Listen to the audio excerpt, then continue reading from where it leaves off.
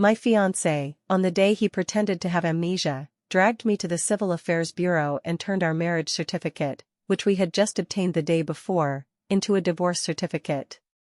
2 days later, the wedding I had meticulously prepared proceeded as planned. The groom was still him, but the bride had been replaced by his on-and-off ex-girlfriend. When we met again, his eyes were red as he grabbed my hand. "Vivian, where have you been? Why haven't you come to see me all these days?"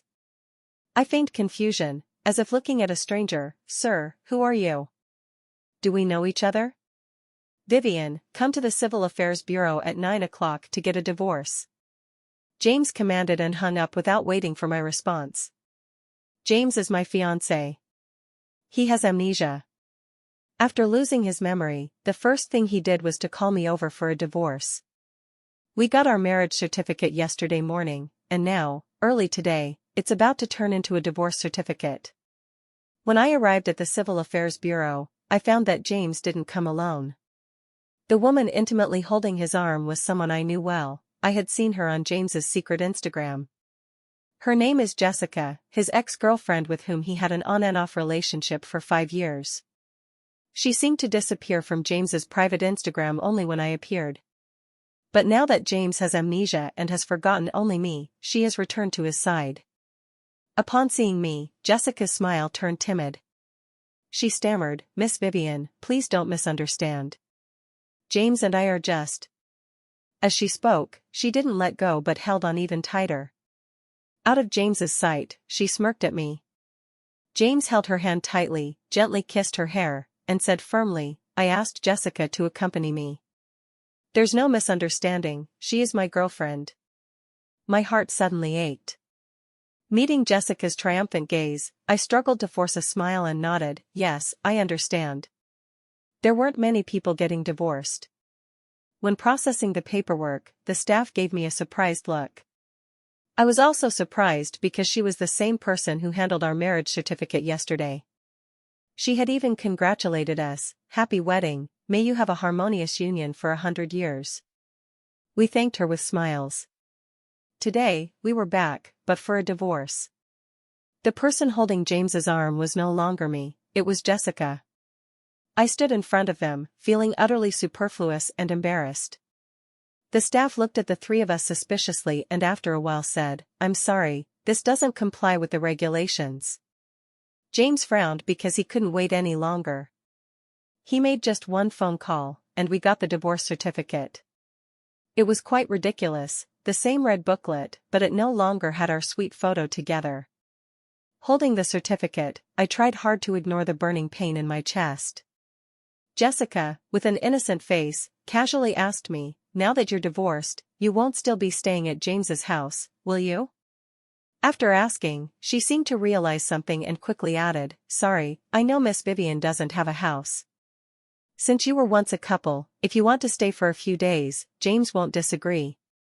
James interrupted her, looking at me without any emotion, "Since we're divorced, you should pack your clothes and move out now." His tone was cold and matter-of-fact, as if he wasn't the one pretending to have amnesia. My throat tightened instantly.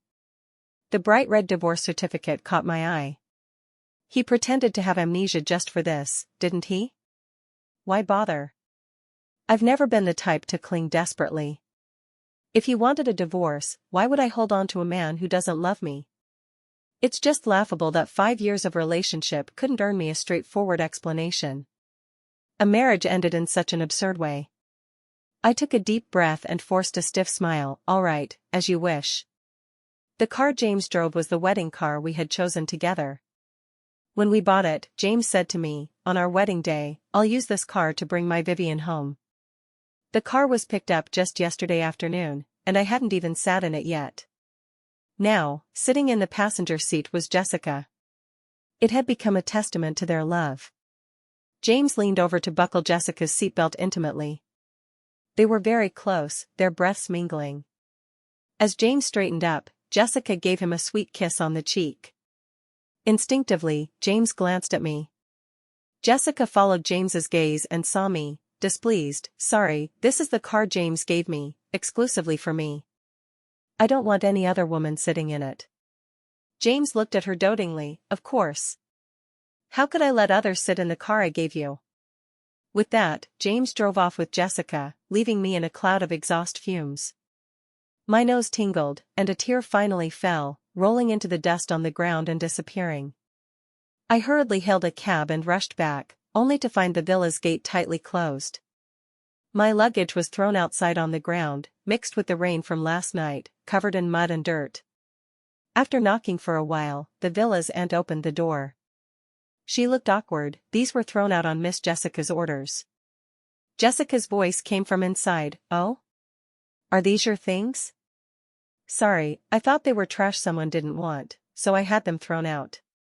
I didn't mean to. Miss Vivian won't be angry, right? Jessica came out in her pajamas, deliberately exposing the hickeys on her neck. I pretended not to see and just tugged at the corner of my mouth. Miss Jessica's upbringing is truly concerning. A rebuke came from inside the house. Vivian, don't push it. Jessica has apologized to you. What more do you want? Looking over, James walked to Jessica's side, his face cold as ice, staring at me. His gaze swept over the scattered items on the ground, sneering, just this junk, and you treasure it so much. My throat choked, my heart suddenly clenched tightly, unable to say a word. He urged impatiently, hurry up and pack your things and leave, or I'll have the cleaners take them away. I tried hard to suppress the tears in my eyes and nodded, okay. Also, I don't want to see you here again. Jessica will misunderstand, and I can't let my wife be upset. As he spoke, he hugged Jessica, and they affectionately ignored everyone else. My fingers almost dug into my palms. Swallowing the bitterness in my throat, I silently packed my belongings. Although I hadn't lived here long, I had a lot of stuff. It filled 2 suitcases completely.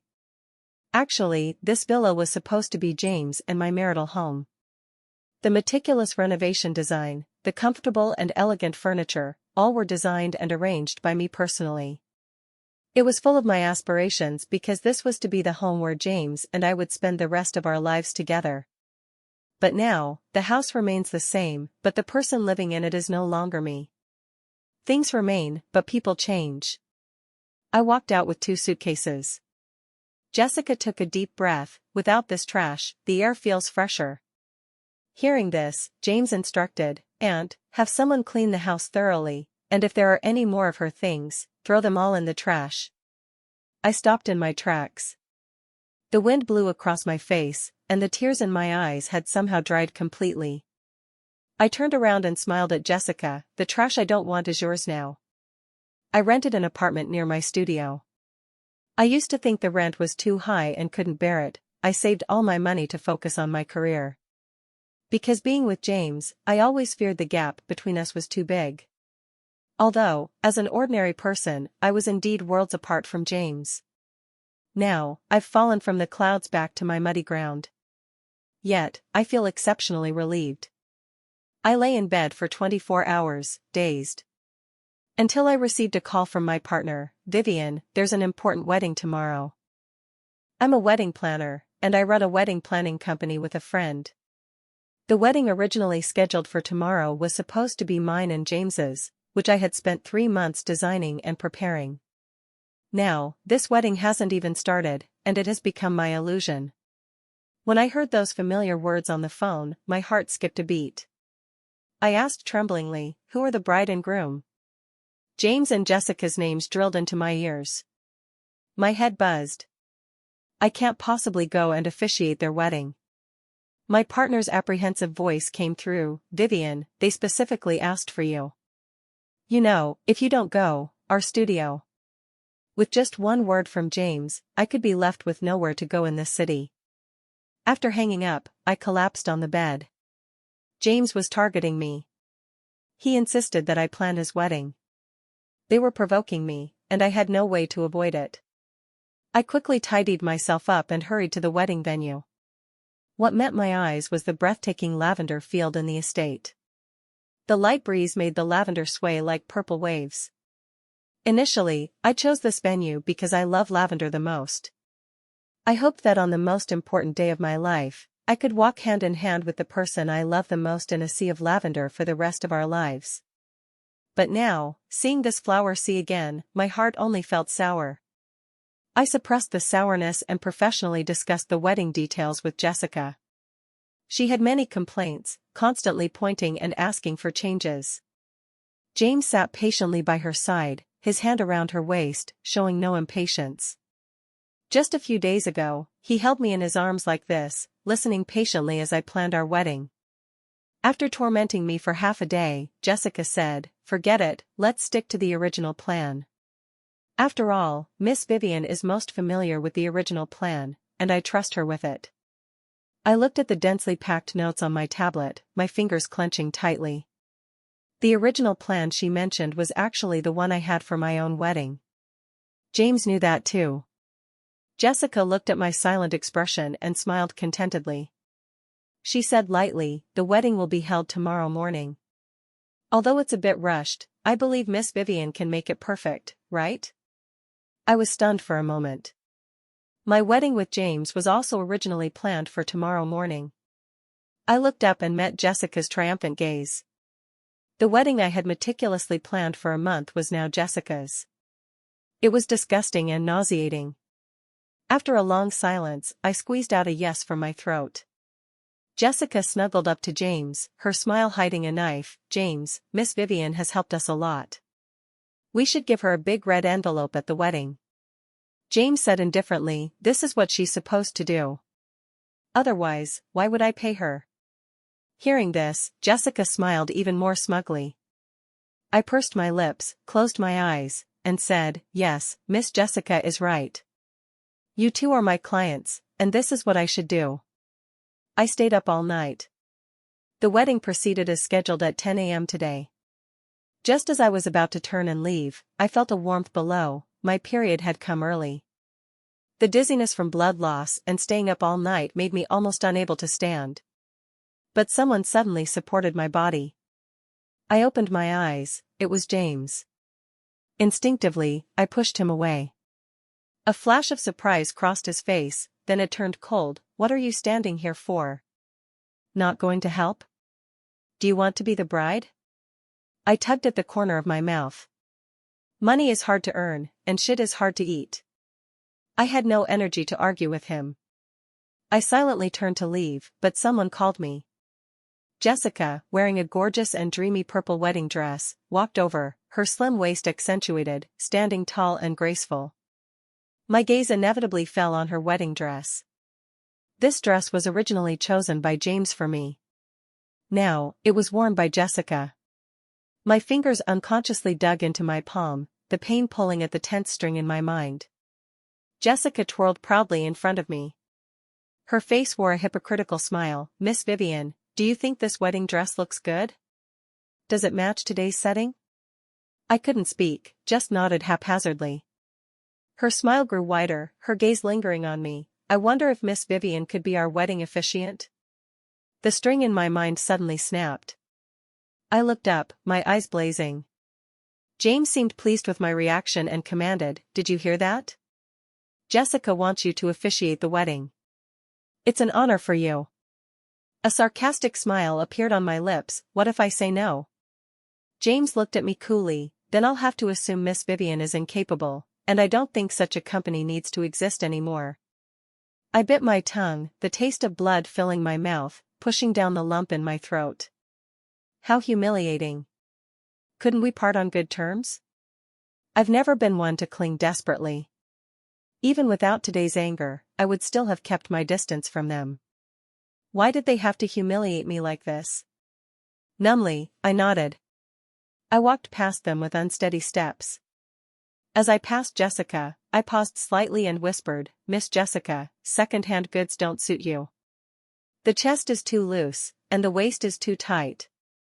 Without looking at Jessica's instantly darkened face, I hurried away. The wedding officially began. Sunlight fell into the lavender field, dreamlike.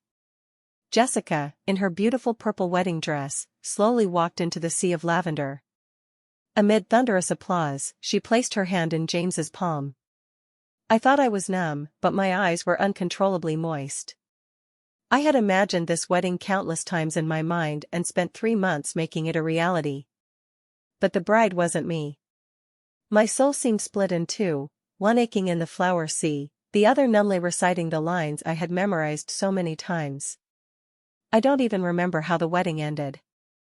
I just walked back to my rental apartment like a wandering soul, my heels worn out from the journey. As soon as I lay down, I fell into a deep, dazed sleep. In my dream, everything was fragmented, flashing before my eyes like a carousel, shattering and taking away our 5 years together, leaving no ripples. I slept for 3 days. When I woke up, I was starving and ordered takeout. That's when I saw the wilted lavender on the windowsill. The language of lavender is waiting for your love. I think I don't need it anymore. Strangely, the past with James seemed to have completely become the past after these 3 days and nights of darkness. Even when I think about it, it's like flowers in a mirror or the moon in water, blurred through the dream, as if from another lifetime. I touched my chest, my heart was beating strongly. It no longer hurt. I blocked James. Since he wanted to pretend to have amnesia, I hoped he could pretend thoroughly. It's best if we remain strangers for the rest of our lives. Perhaps it's because of the setback in love that my career flourished. Our business expanded nationwide. I started traveling frequently for work. When I returned from my last business trip, it was already a month later. As I walked out of the company, there was a Maybach parked by the roadside. A man was leaning against the car door, smoking, with a pile of cigarette butts beside him. He seemed to have been waiting for a long time. When he saw me, he rushed forward. Through the smoke, I saw his face clearly. It was James. I frowned instinctively, but before I could avoid him, he grabbed my wrist. His eyes were red as he looked at me, as if I had done something wrong. "Vivian, where have you been? Why haven't you come to see me?" I sneered inwardly, but when I looked up, I feigned confusion and wariness, as if looking at a stranger. "Sir, who are you? Do we know each other?" James froze, his face full of shock. He anxiously tightened his grip. "Vivian, what are you talking about? How can you pretend not to know me?" Pain shot through my wrist. I frowned, my eyes cold. "Sir, please let go. This is harassment. If you don't, I'll call the police." James didn't let go. His gaze fell on my face. Seeing the strangeness in my eyes, his face was filled with panic and unease. He trembled. "Vivian, I'm James, I'm your husband." I didn't believe him. In the struggle, I bit him hard. He winced in pain but still didn't let go. I shouted, "Help!" He tried to cover my mouth, but it was too late. Passers-by gathered around. He explained in a panic, "I'm her husband, she's just mad at me." I pulled his hand down and cried, "He's lying, I don't know him." Seeing this, the onlookers suspiciously held James down. Some kind-hearted people called the police. The police car took us to the station. James was my husband. Once. Now, he's just my ex-husband. The dates on the marriage and divorce certificates were only a day apart. Our marriage didn't even last 24 hours. After everything was cleared up, the police looked at James with indescribable expressions. After a severe reprimand, James was released. At the police station entrance, James's gaze was fixed on me. He asked hoarsely, "Vivian, don't you recognize me anymore?" I stepped back in disgust and said indifferently, "A month ago, I had a serious illness and lost many memories. Should I remember you? Since I forgot, it must not be important." Hearing this, James looked hurt. He opened his mouth to say something. I cut him off. "I heard you're my ex-husband. Since you're my ex, I don't think we need to have any contact." James's expression turned to panic. "Vivian, let me explain." Jessica's voice interrupted, "James." Looking over, Jessica hurried over, her eyes full of hostility towards me. She possessively took James's arm and questioned, "Why are you here?" I sneered, "Are you James's wife? You should ask your husband properly instead of questioning me, an innocent person." Jessica looked suspicious but pretended to be certain James wouldn't do anything wrong. James, unusually, shook off Jessica's hand. His gaze never left me. He took a step forward but stopped as if pierced by my wary look. He explained hoarsely, "Vivian, she's not my wife. I've never married her. You're my only wife." Hearing this, Jessica's face turned completely dark. She anxiously grabbed James's hand, her tone urgent. "James, let's go home, okay?" James reflexively pushed her away. Jessica fell to the ground, letting out a cry of pain. She cried pitifully, "James, it hurts." But this still didn't catch James's attention. James's gaze was fixed on me. His voice even carried a pitiful tone. "Vivian, listen to me. I had amnesia before, so I was deceived into divorcing you, but now I remember everything." I interrupted him impatiently. "I don't care. Please don't bother me." I turned and left impatiently. James wanted to follow, but I threatened lightly, "This is a police station. Do you want to go back in?" He stopped. I left without looking back. Behind me was the sound of Jessica and James arguing fiercely. It had nothing to do with me. But James started to pester me relentlessly. He somehow found out the address of my rental apartment and waited pitifully outside my door every day. As soon as I opened the door, I saw his face, and immediately frowned in disgust. A flash of hurt crossed his eyes. Yet, he persistently handed me the breakfast he was holding. It was my favorite custard buns and preserved egg and lean meat porridge. From the packaging, it was from my favorite shop, which was far from my apartment. But when he handed it to me, the breakfast was still steaming hot. I pushed his hand away impatiently. The breakfast fell to the ground. The buns rolled, covered in dust. The porridge spilled all over, splashing on my pants. I was instantly furious. "Early in the morning, can't you stop causing me trouble? So annoying." He looked at me with a hurt expression. A small amount of porridge spilled onto his hand, burning it red. He humbly said, "Vivian, I'm sorry." I didn't want to hear his explanation and slammed the door shut. I changed my clothes and ignored James standing outside. He followed me like a begging dog, only to be sprayed with exhaust fumes from my car. At noon, he persistently sent flowers and lunch through delivery. I refused them all. The delivery guy helplessly called him several times. Finally, he had to leave the flowers and lunch at the company entrance. It was hot, and the lunch left out all afternoon emitted a sour smell. I pinched my nose and threw the spoiled lunch and the flowers tainted with the smell into the trash. When I looked up, I met his hurt gaze. I frowned tightly and scolded, "Why do you always cause trouble for others?" James pursed his lips, his eyes clouded with gloom. I rubbed my temples in headache and said discontentedly, "James, what's the point of doing all this?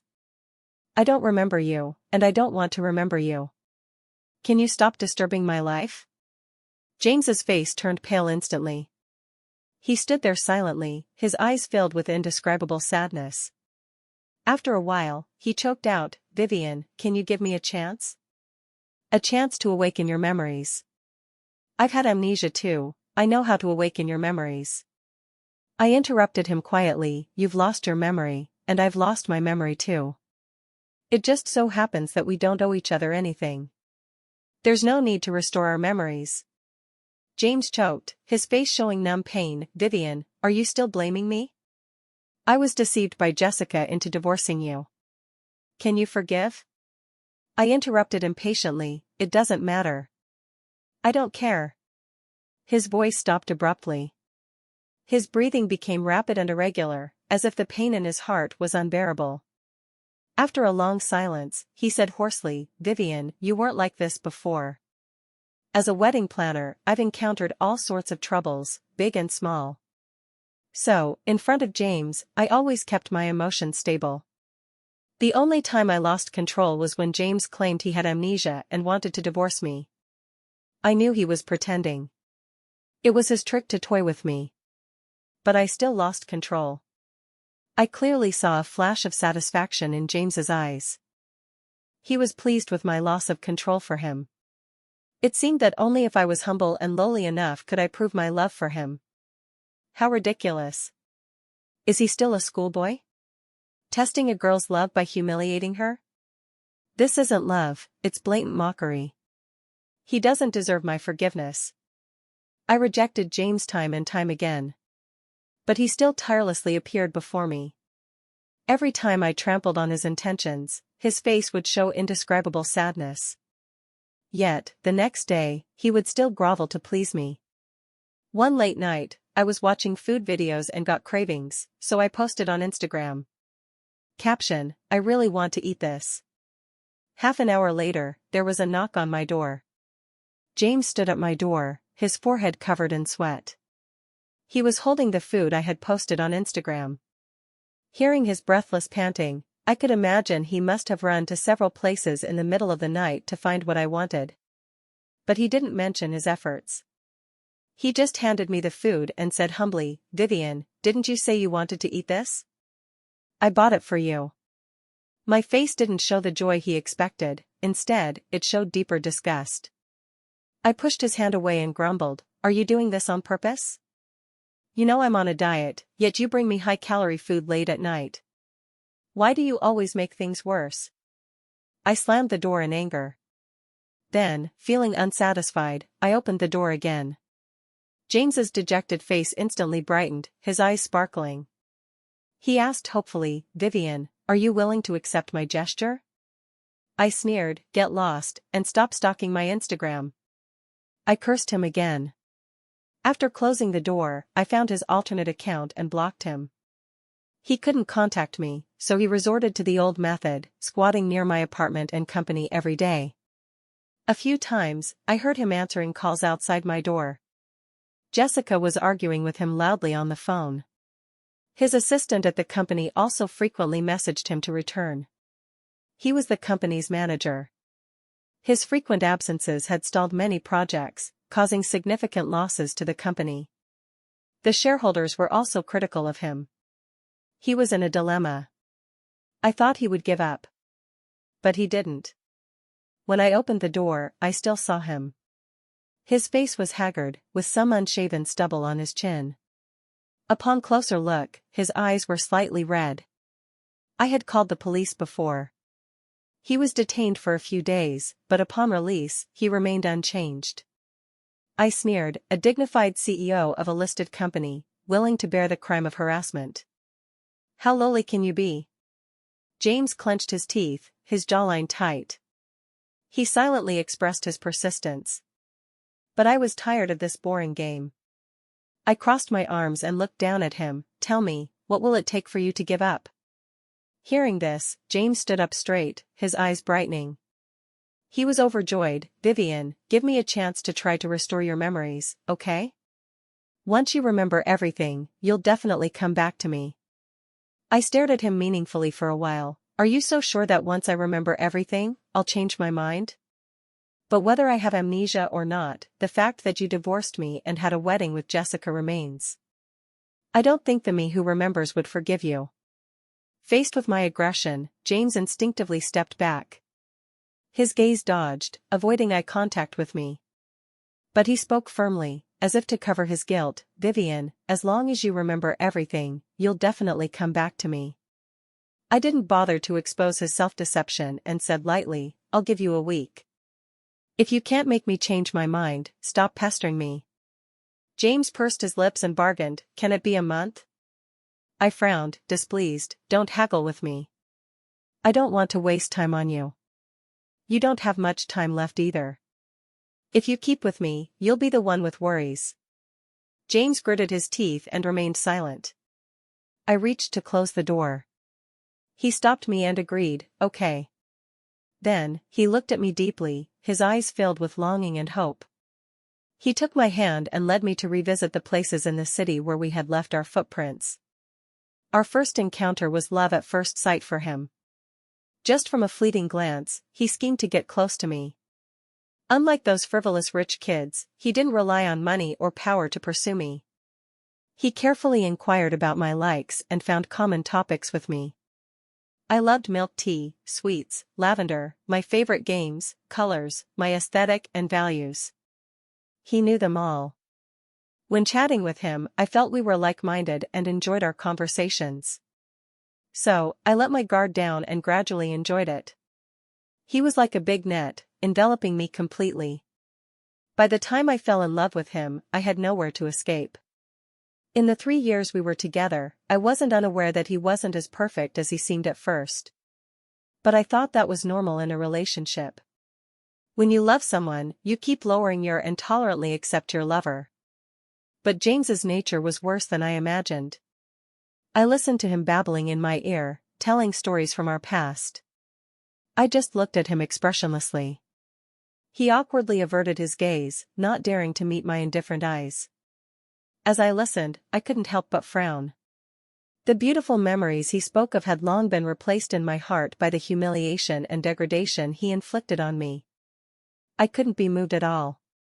Faced with my indifference, his eyes gradually turned red. He opened the photo album on his phone, explaining the story behind each picture. As he flipped through, suddenly, a photo of him and Jessica appeared.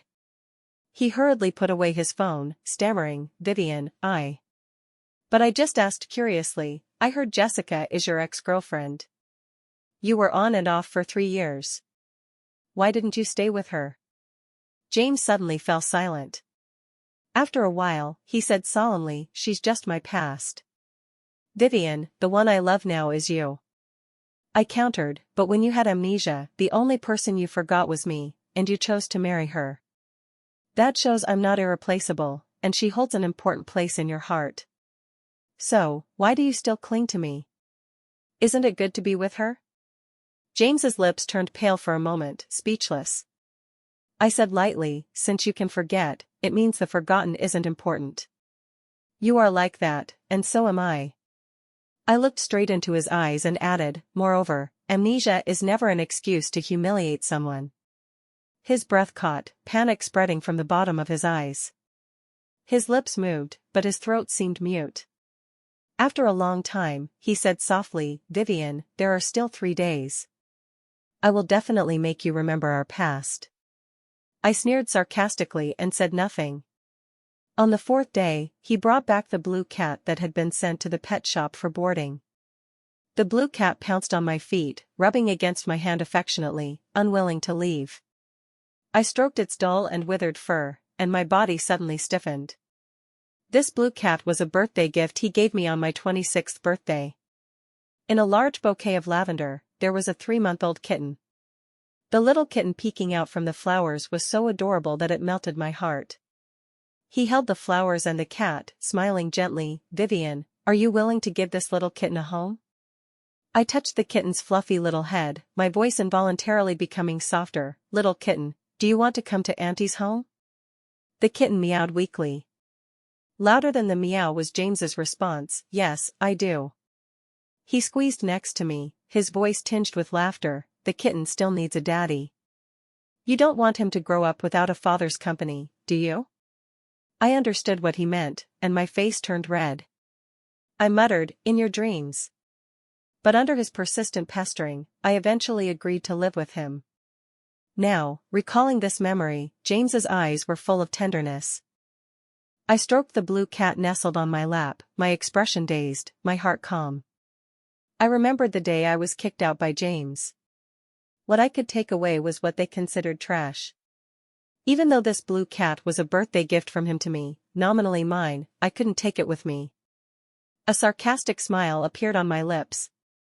I stirred my face and accused, "How could you put the cat in lavender? Don't you know lavender is toxic to cats? What if the cat eats it and gets poisoned? Moreover, who gives a living creature as a birthday gift? This is a life, the person who raises it needs to be responsible for its entire life.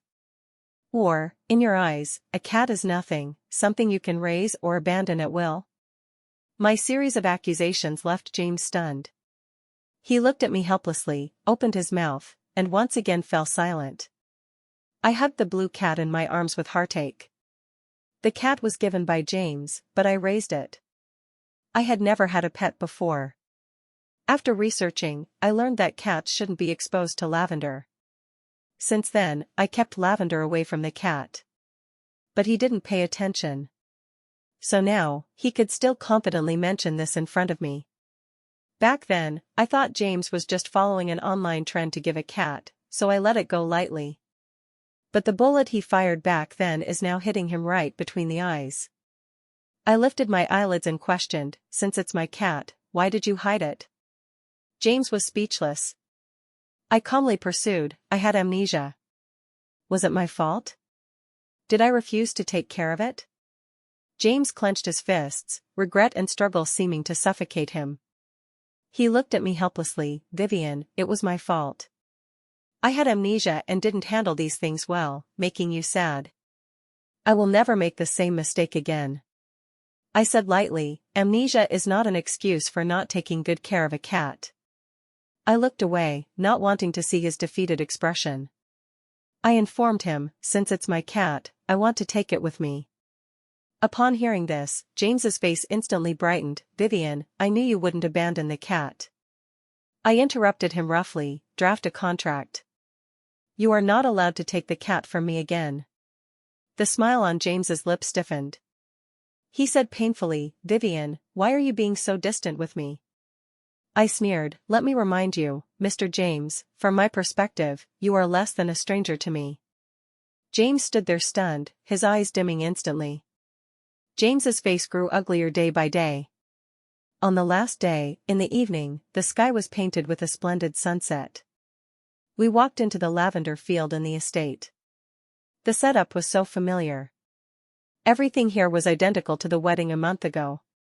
Only the crowd of guests and the hand-holding bride and groom were missing. We stood in the sea of lavender. The breeze lifted my black hair, and the lavender swayed with it.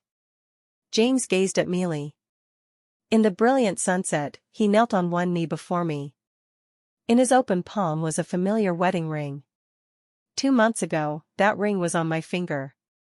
But on the day he married Jessica, in this same flower sea, he put this ring on Jessica's middle finger. His figure overlapped with that of the groom at the wedding. He said softly, Vivian, we once planned together that our wedding would be held grandly in this lavender field. I would hold your hand, and in front of everyone, we would promise to stay together forever. He looked at me steadily, his eyes seemingly full of unwavering affection. Vivian, will you marry me? I laughed in anger and slapped him across the face. I cursed, do you think I'm Jessica, willing to take any second-hand goods? He was stunned by my slap, his right cheek swelling up. I turned and left in a huff. I didn't want to stay in this awful place any longer. After a moment of daze, he hurriedly chased after me. I stopped and said coldly, enough. It's the last day. Don't pester me anymore. He grabbed my wrist in panic. His eyes were red, and he looked pitiful. Vivian, just one last place with me, okay? I tugged at my wrist impatiently. He didn't let go, his eyes full of humility, just this last time. I sighed helplessly, fine. When the car stopped, in front of us was a familiar villa. He hesitated, Vivian, do you remember? This is our home. Home? 3 months ago, I was shamefully driven out of here. I said firmly, this is not my home. James's expression turned desolate for a moment. He instinctively tried to hold my hand, but I deliberately avoided it. I said coldly, Mr. James, mind your manners. He pursed his lips and said nothing. In the standoff, the door was pushed open from inside the villa. Jessica's hair was disheveled, and she looked haggard. But when she saw James, tears welled up in her eyes. She excitedly hugged James. James, you're finally back. Do you know how long I've been waiting for you at home? You bad guy, I'm pregnant, 3 months along. You're going to be a father. James's face darkened instantly. His eyes anxiously looked at me, but his hand instinctively pushed Jessica away forcefully. With a bang, Jessica's body hit the doorframe and fell heavily. Jessica's face turned pale immediately. Her hand was on her slightly protruding belly, pain twisting her features. Fine beads of blood flowed from under her, red and glaring. She sobbed, struggling to reach out to James. James, save our child. But James took a step back. His expression was frozen, and he said coldly, this child shouldn't have existed in the first place. He turned to me, Vivian, don't listen to her nonsense. I couldn't bear to watch anymore. I interrupted, is this the time to say that? Hurry and take her to the hospital. The night became chaotic. Under the hospital's fluorescent lights, Jessica's face was pale without a trace of color. She had lost the child, and her body was injured. It would be much harder for her to get pregnant again, and even if she did, there was a high chance she couldn't keep it. After a while, Jessica moved. She lifted her lifeless eyes and stared at me. It's you. It's all your fault. You caused me to lose my child. It's all your fault. She struggled to get up from the bed and lunge at me. I quickly stepped back. James immediately shielded me. He sternly rebuked, Jessica, have you had enough? Tears streamed down Jessica's face. She glared at James with hatred. James, she caused us to lose our child. I might not be able to get pregnant again, and you still side with her. I pushed James aside and reminded coldly, Miss Jessica, don't make baseless accusations. There's surveillance at the villa entrance that recorded everything clearly. If you've lost your mind, go back and watch the footage carefully. Jessica choked, you. I warned, if you keep slandering me, I'll consider it extortion. I'll file a report at the police station, and if you persist, I can sue you. Jessica's eyes turned red with anger. James rubbed his temples and said indifferently, the child is gone, and it shouldn't have been there in the first place. You're suffering now because of your own actions. Jessica's breath hitched. Hatred burst from her empty eyes. James, I deliberately poked holes in the condom, but if you could control yourself, you wouldn't have slept with me. She turned to me, a slight smile on her lips. Do you know when it was? It was during the month you were preparing for the wedding. He had already cheated. Otherwise, how do you think I got pregnant? James was furious. Shut up. He anxiously explained to me, Vivian, don't believe her. Listen to me. The child in her belly has nothing to do with me. I don't know whose it is, but she insists on pinning it on me. I cut him off. I don't need your explanation. At this moment, my face was calm, as if watching a farce that had nothing to do with me. I said lightly, James, I don't care. Our deal is over. From now on, don't pester me again. I turned and left. James wanted to follow, but Jessica pounced on him and held him down. I didn't look back. Behind me was Jessica's hate-filled wailing, James, are you still human? I hate you. You'll get what's coming to you. James disappeared from my world. I opened a branch in another city. I bought a house and settled down there. Occasionally, while stroking the soft fur of the cat in my arms, I would inadvertently think of James. His life now is not going well. The company's economy is declining, and the shareholders are critical of him. He's overwhelmed with work. The most troublesome thing is that Jessica is clinging to him. After being discharged, Jessica's mental state was unstable. She followed James around all day, muttering, James, how can you like another woman? It's just a breakup. It's not the first time you've broken up with me. After a while, you'll come back to me. She cried, but, James, I've been waiting for you for so long. Why haven't you come to reconcile with me? James was extremely annoyed by her. He had beaten, scolded, and driven her away, but Jessica always managed to cling to him again. Over time, James became increasingly irritable. He lost control and beat Jessica half to death in public. Jessica had a mental illness and was exempt from liability. He was detained in the detention center. The video of him beating her spread online. Netizens condemned him, and everyone was against him. Under the cyberbullying, his past harassment of me was dug up. He once again angered the public. Under the pressure of public opinion, his company's stock plummeted. When he returned to the company, he would face accountability from the shareholders. But now, James had his hands full. He had beaten Jessica into the ICU. Jessica's family held him responsible and sued him. Now, James had only two choices, either lose the lawsuit and go to jail, or take care of Jessica for the rest of his life under the supervision of her family. This matter made a big splash online for a month. When the public opinion died down, James and Jessica secretly got married. He married Jessica, whom he looked down upon. For the rest of his life, he would have to take good care of Jessica, who was sometimes sane and sometimes insane, under the watchful eyes of her family. He would be entangled with Jessica for life. I never thought I would see James again. It was just a coincidence. He saw me, his eyes full of complex emotions.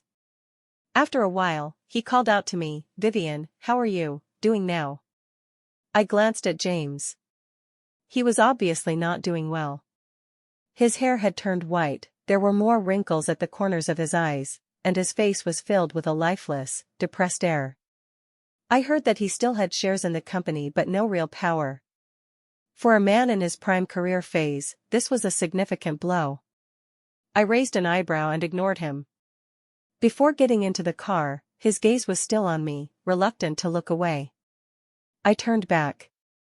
He was not too far, not too close, enough to hear me clearly. I said lightly, "My amnesia was fake, and I know yours was too.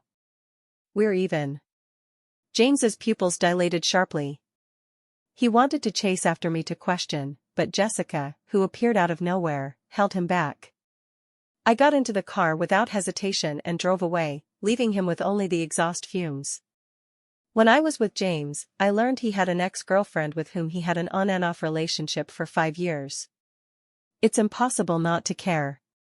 He repeatedly assured me that he would never have any contact with Jessica. But during the month I was preparing for the wedding, he reconnected with Jessica. On the morning after getting the marriage certificate, I left hurriedly for work.